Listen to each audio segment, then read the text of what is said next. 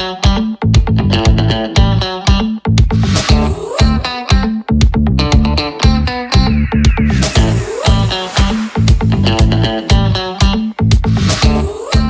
afternoon and welcome to the Phillips Wealth Counsel podcast. My name is Greg Phillips and my guest today is Todd Phillips. He is the president and owner of Pllight Systems out of Grimsby, Ontario.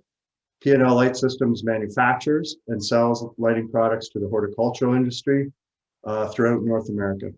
Welcome, Todd. Hi, Greg. Thanks for having me. How are things down in Grimsby? Sun is shining.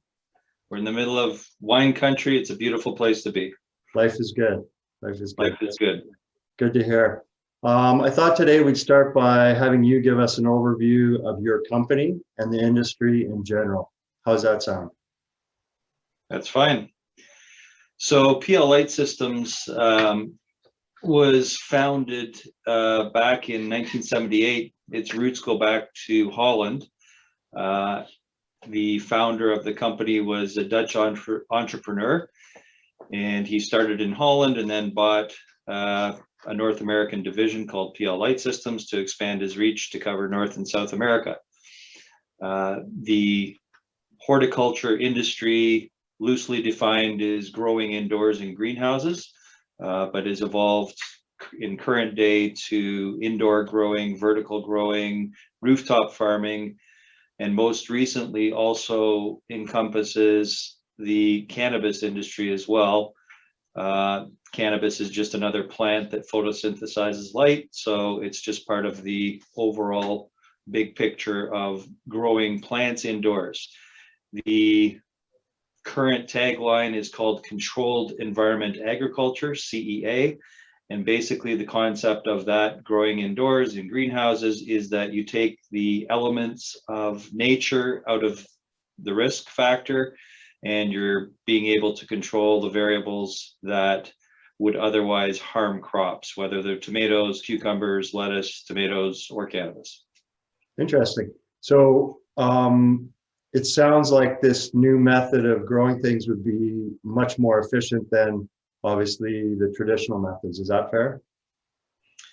Yeah, I mean, obviously field grown crops still exist in a large way across the globe, but as our population continues to increase and geographical space continues to decline as we consume farmland to put up urban population centers so that people can live, there's less and less farmland.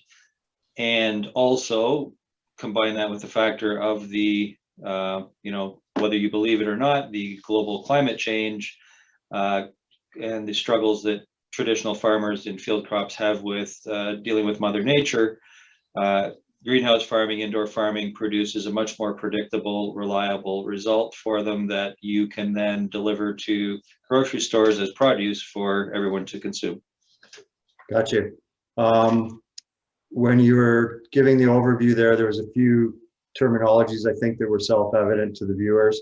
One would be rooftop growing. So obviously that's gardens on tops of buildings. But there was one in there where you said vertical. I don't know if it was vertical growing or vertical farming, but maybe you could just kind of clarify that for the viewers.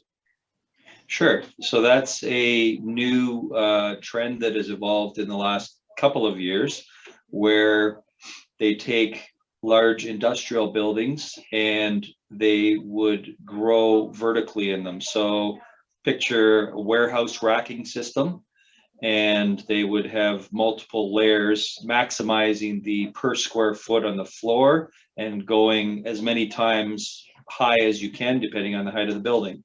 So if you were to put one layer of crops on a floor and the crop grows to 12 inches high, and you've got 20 feet above that of blank air, they're saying, okay, let's put a rack system in, and each rack would have its own independent lighting system, and therefore you're able to multiply your yield potential exponentially.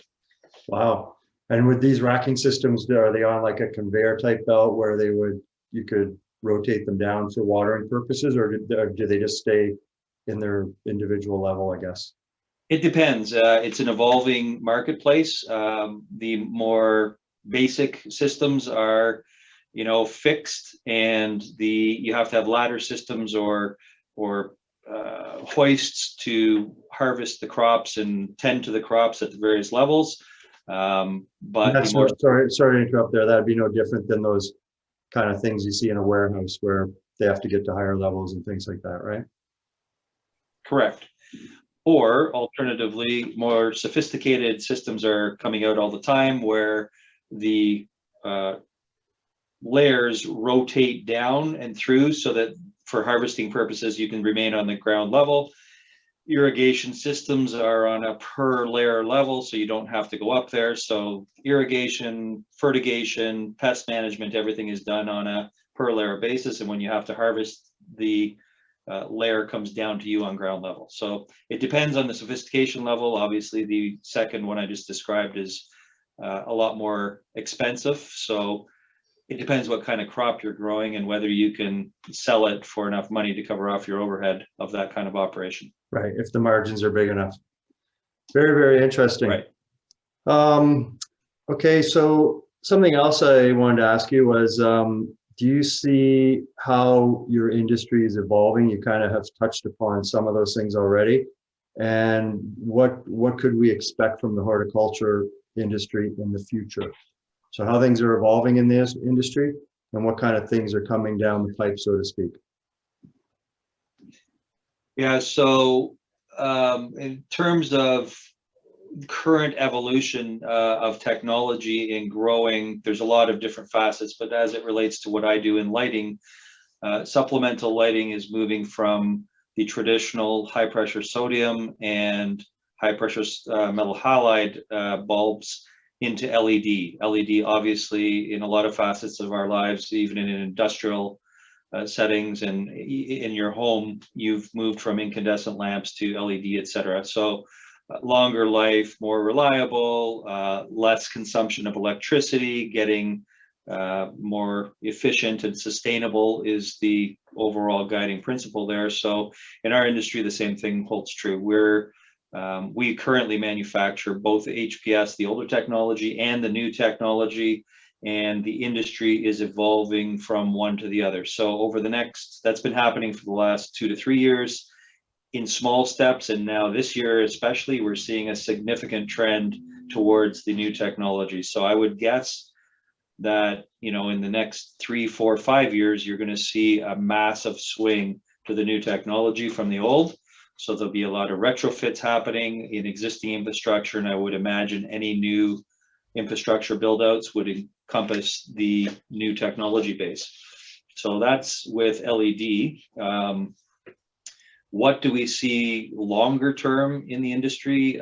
It's just the modeling of where you're going to grow your crops. More and more, before pre-COVID, people were wanting to know, and the trend was with the younger generation coming up, that they like to eat their food and know where it comes from within a 10 or 50 kilometer radius. I don't want to be importing food from someplace I don't know, and I don't know what kind of pesticides or how the crop was grown, etc. So that trend, and with COVID, has become even more important now in securing the food supply and also knowing where your food comes from. Right. Where we used to grow crops far away from urban population centers in big greenhouses out in the middle of nowhere, you're seeing now the trend is to build these large, essentially food manufacturing greenhouses or indoor growing close to urban populations, so that your cost of transportation, reduction in spoilage in the transport time from where you load them to when it gets to the consumer on the table, accessibility, and general ease of distribution is all driving more and more sophisticated greenhouses to be located right in the middle of your neighborhood. Interesting. So I'm hearing efficiency, speed of getting the product to market. These are all things that are improving. Do you think we're going to see food prices come down because of that? Or do you think they'll stay where they are? Or, and I know that's a tough one, but Well, in theory, with basic economic logic behind it, yes, food, if you can secure your food pricing, if you can define the product quality to be consistent and high, and the reliability of supply to be high and consistent through controlled environment to agricultural growing, then in theory, prices should be able to be lower, because you're taking away the risk of, okay, this year I grew my tomatoes outdoors in a big field, and there was a hurricane and wiped out the tomatoes, so therefore the price of tomatoes goes through the roof because there aren't any available. You eliminate that kind of factor. Whether or not the people who are in the retail side of the food distribution allow that to happen or not is another question. But certainly there should be some savings to the consumer somewhere. And that would be my opinion. Yeah, like you highlighted there, it depends on how the individual players probably want to approach that, and whether they want to pass those cost savings along to the end consumer, or if they want to kind of maybe keep it for themselves for higher margins and things like that. So interesting stuff. You did touch on the LED, and not knowing, being a layman here, and with respect to your industry, the sodium bulbs and the incandescent bulbs. Is there any clear, obviously there's an advantage, which you touched on with the LED, and why people are moving that direction, but is there any disadvantage? Maybe you can highlight the disadvantage of the old bulbs, and maybe some, if there was any benefits to them, and currently still are any benefits to them. Well, I mean, there's benefits to both technologies. The LEDs are much more efficient. So on the old high pressure sodium HPS technology, you are burning a source, taking energy and converting it into light, but you're also having, and depending on the type of lamp, anywhere from a 30 to 40% loss in electricity that's converted into heat. However, and this is a factor, however, that heat inside a greenhouse in the middle of February is very beneficial, because you have to heat the inside of a greenhouse. You have to have leaf temperature on plants to be stable and warm. So in effect, the light is also acting as a semi-heater inside the greenhouse, reducing your heating costs, because if you didn't have that, then you'd have to, whatever amount it's increasing the temperature inside your greenhouse, you would have to use a boiler, natural gas system to generate heat inside the greenhouse to keep it at a 22°C, for sake of argument, temperature. So although it's less efficient, in some applications, it does provide a benefit in terms of heat. If you were to take that same argument inside of an indoor growing facility, LED again is much more efficient, and then you have an HPS lamp generating less effective light output and generating heat. And in an indoor environment, you don't need that, because indoors it's already warm. So then you have the added cost of extracting that heat via some sort of HVAC air conditioning system to get rid of the heat. So in that environment, it's definitely a negative. LED would be a preferable technology. So those are just some of the basics that fall into that category. And even in a home growing situation, which we're seeing a lot of through the pandemic and a result of the pandemic, people are getting into hobby farming in their own basement or backyard, those kinds of things. So LED is a much more user-friendly technology for the home user, for the DIY guy, because it doesn't come with the heat generation, and you have to manage an HPS light in a much different fashion, and it has to be, you have to have professionals dealing with it, versus an LED you and I could stick in our own basement and use it, no problem at all. Gotcha. And for the viewers, DIY is do, or DIY, do it yourself. Correct. Got it. So probably there'll be some sort of continue to be some sort of hybrid use of both technologies, depending on those factors that you just outlined for us, I would imagine. Yep, and I mean, a lot of it's driven by government incentive programs. So you know, as most things in our society, when the government wants you to buy an electric car, there will probably be incentives and rebates to move in that direction from a gasoline powered engine. Likewise with LED technology, the same thing holds true. There's rebates and programs on across North America from, you know, US state governments and local provincial governments in Canada that depending on where you are, you have to look into those programs, but there are programs to convert into LED, which helps them because it takes, you know, 30–40% of the electricity use off of the grid. And that's one of the big things that all of the power utilities are dealing with across North America is how do we get less consumption of electricity happening so that we can have more overhead on our grid because we're becoming maxed out. Yeah, and we're already seeing that with some of these things like blackouts in California and Texas and other places, right? So totally makes sense. And to support what you just mentioned in California, they are about to, we think, mandate for all the growing establishments in California by the year 2023 that they have to be LED only. So there's a prime example of what you're talking about, and specifically for the reason that you just mentioned. And also probably they don't necessarily need the heat being generated from those other lamps, I would imagine, being California. Correct. Right. Correct. Okay. Very good. I'm looking here, and you know, obviously within our society, there's a growing importance of healthy lifestyles as well as sustainability. That's obviously a big issue that has come to the forefront in recent years. And how do you think that's impacting your industry, if at all? It's helping to drive our industry more and more.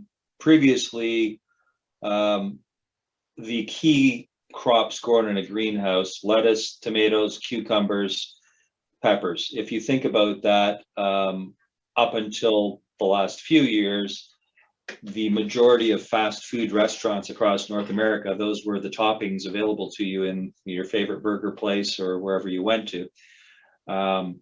What's happened is that those same crops now, with the supermarkets and living healthy lifestyles movement, everybody's very focused on what's healthy. So we all know that leafy greens, as an example, are a big component to obtaining the appropriate nutrients and minerals that your body needs and that kind of thing.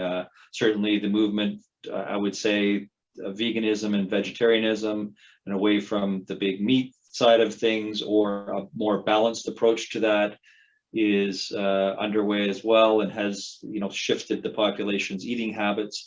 So all of those things have increased the need for fresh produce, which is grown in controlled environment agriculture. And our business, especially, plants need to photosynthesize to grow, obviously, to produce the fruit or the produce that they produce. And when the sun isn't there all the time, like in the long winter months up here in the northern climates, or depending on the type of crop you're growing, it may have an 18-hour daily light interval, which means that, as a tomato, as an example, needs 18 hours a day to properly grow. So all of those things mean you need our special lights to photosynthesize. So the movement towards healthy eating, longer living, better food into your body, all is very helpful to our business and our industry as a whole, and also is a good thing, I think, from helping to reduce the load on our medical systems in North America as well. Because if we have people living healthy and less obese, less diabetes, all of those things, less heart disease, our medical system takes a strain off there as well. So all in all, fresh produce is a good thing for society. Yeah, it sounds like, you know, obviously, like you highlighted, obviously it's great for your business and your industry, but I think it's great for society too. Like you said, sounds like people will be able to eat healthier because stuff is going to be grown more locally and be able to, you know, more efficiently. And, you know, just the fact that, you know, and a possible benefit, depending on how the costs are either absorbed or passed along to the end consumer, they could be eating healthier for cheaper, maybe even in the future. One of the resources that we all on the planet have to worry about and preserve also is water. And I can tell you that the growing methods inside of these controlled environment greenhouses, indoor growing, etc., it's all hydroponic grown. So it's very carefully dosed and metered water. It's not wasted water. Right. And there's huge recycling programs inside the greenhouse so that they're fully sustainable. They collect the rainwater off the roof, and any water that's used inside and the condensation, et cetera, is all taken through, filtered, and then reused to irrigate the plants. So there's very sophisticated water management systems in place to reduce the amount of water required, how many liters required per how many tomatoes are produced, as an example, versus what you would see in an outdoor growing situation. Tends to be a lot more wasteful in that regard. Sure. It sounds like it's truly scientific. It's becoming more and more scientific, the whole process.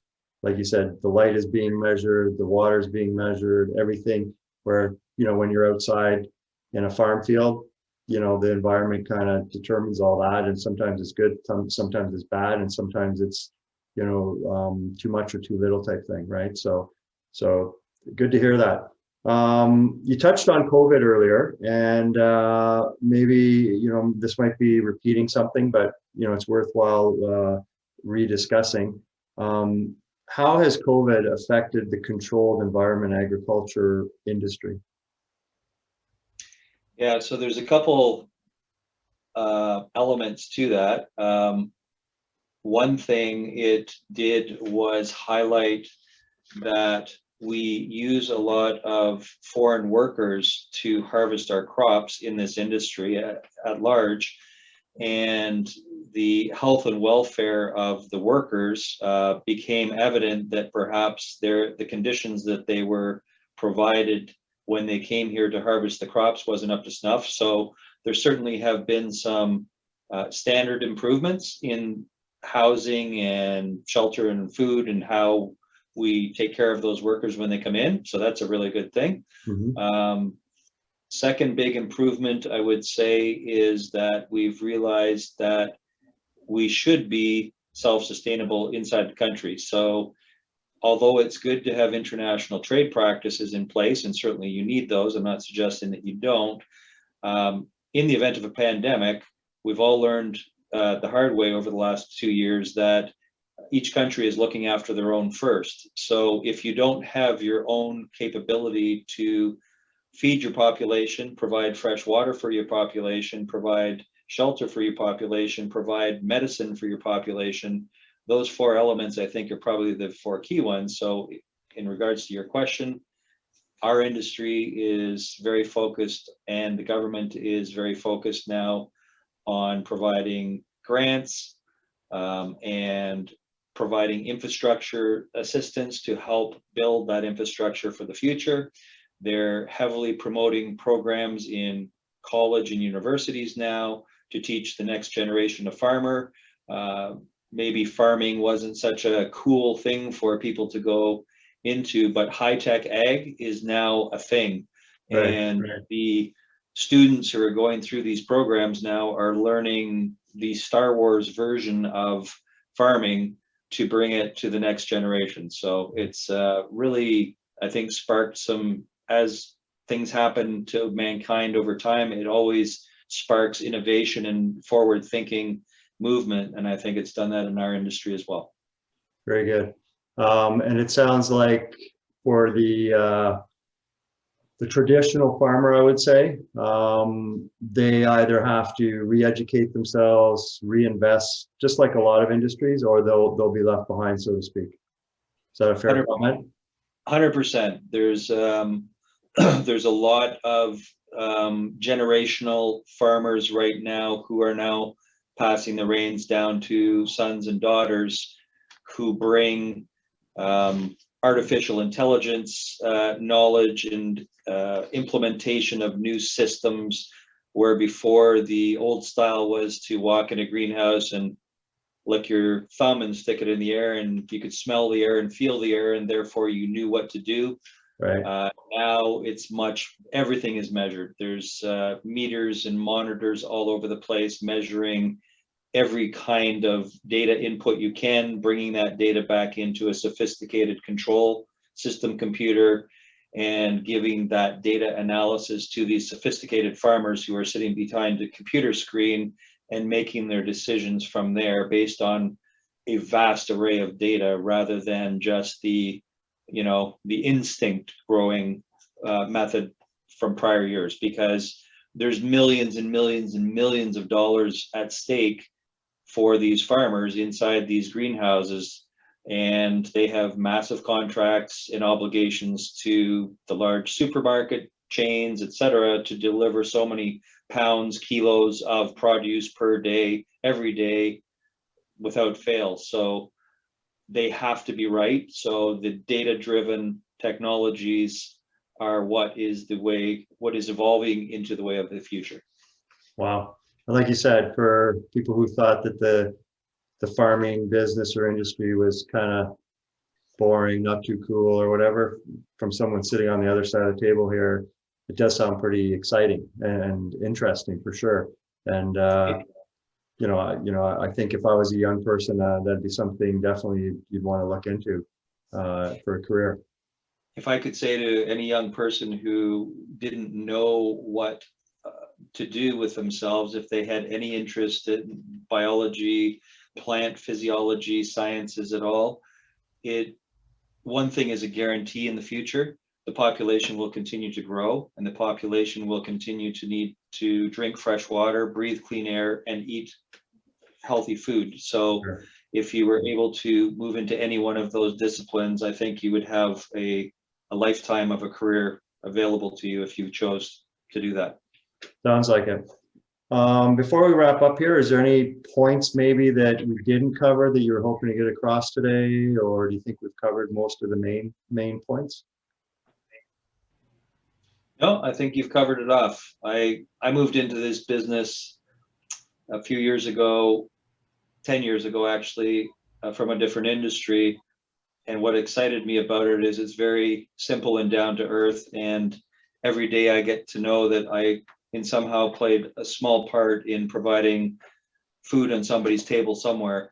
So it's sustainable, it's holistic, and it's simple for me. It's back to the grassroots in life. And although, as we've talked about, very technical and technology driven inside of that environment, but when you break it down to the fundamentals, it's pretty basic. I was going to say simple and basic, but yet technical and at times perhaps complicated as well. So thanks for coming on the podcast today. For all our viewers out there, remember you can subscribe to our YouTube channel if you or link up with me on LinkedIn. I want to say again, thanks to Todd, president and owner of Pllight Systems down in Grimsby, Ontario. And once again, if you're please leave your comments as well. Any feedback on the YouTube channel or LinkedIn would be much appreciated. So thanks everybody, and have a great day.